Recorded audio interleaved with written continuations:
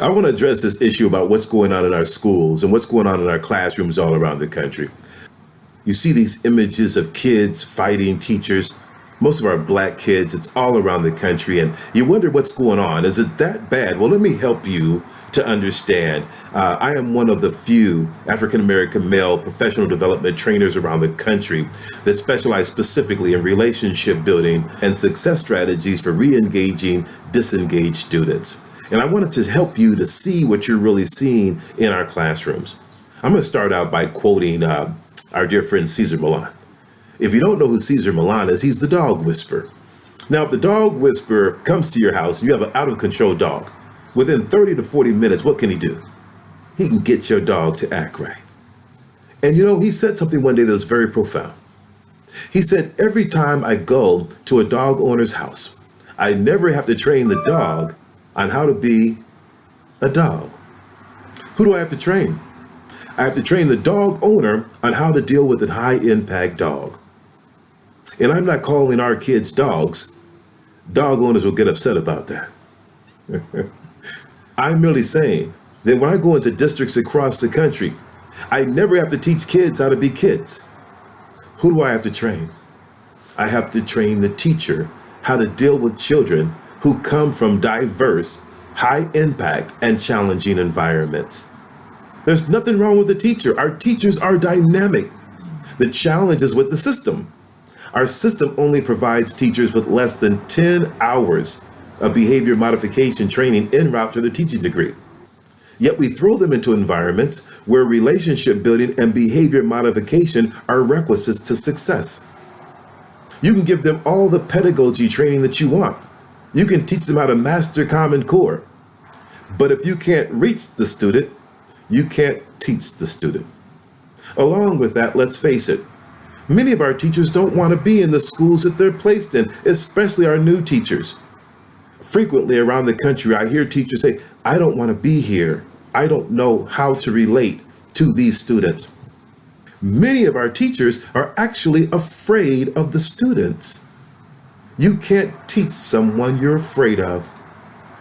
Our districts, on the other hand, are cutting funding for relationship building. They tend to think it's a soft skill. Well, let me help you with something. You can teach the teachers all you want in terms of Common Core and pedagogy. But if you're not teaching them how to build effective relationships with students who come from challenging environments, we're losing. If a teacher's only means of dealing with the student is punitive, we're losing.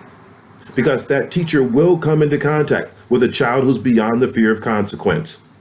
Have you ever dealt with a child who's beyond the fear of consequence? You say, I'm going to kick you out of my class. What do they say? So, I'm going to call your mom. Here's my phone.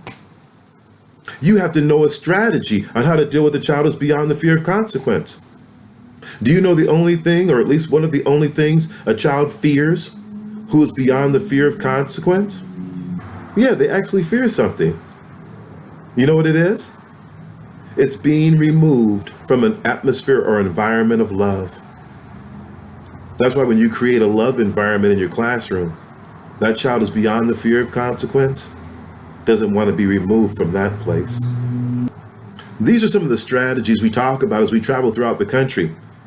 I've trained thousands of teachers throughout the country. I am the go-to for success strategies for Los Angeles Unified School District. And I'm here to say to you, when you see these images across your television screen and on your social media, that there's nothing wrong with our kids. There's nothing wrong with our teachers. All we need to do is to provide the correct strategies for how to deal with challenging behavior. All we have to do is to help our kids understand the value of education, how to monetize education. How does education transfer into its monetary equivalent? When we help our teachers, they'll create positive learning environments where kids voluntarily and vigorously participate in their educational process. There is too much at stake to finger point, emotionalize, and sensationalize this particular subject matter. There are lives at stake. Our very country is at stake. Our very world. I encourage you to take this conversation seriously and move beyond the finger pointing and help our districts allocate more dollars for relationship building and behavior modification training. I'm Wes Hall. You can find out more about what I do in relationship to relationship building at www.weshall217.com. That's www.weshall217.com.